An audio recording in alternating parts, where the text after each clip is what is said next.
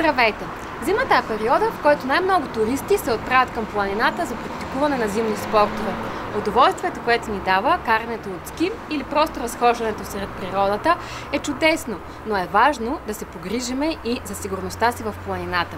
За съжаление, инциденти се случват, а услугата за планинско спасяване струва скъпо. За да сме спокойни, на българския застрахователен пазар се предлага планинска здравна застраховка.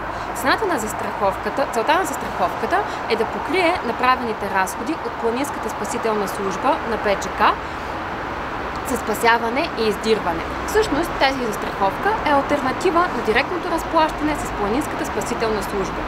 Разходът за планинската застраховка е толкова минимален, че най-важното в случая е да имаме желание да се погрижиме за себе си.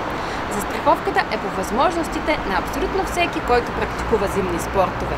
Нейната цена е между 20 и 30 лева на година при лимит 1000 лева. Полицата би могла да бъде сключена и само за няколко месеца или в рамките на ски сезона.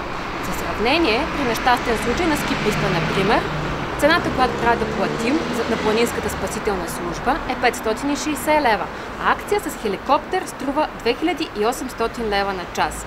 Цената на застраховката е пренебрежимо малка и на фона на скъпите ски екипи и оборудване, които голяма част от нас си купуват.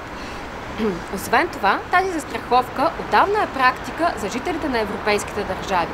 Затова ви съветвам, наслаждавайте се на любимите си занимания, но помнете, преди да отидете в планината, се погрижете за здравето и за финансите си, като минете през нашия офис, изключите планинска застраховка.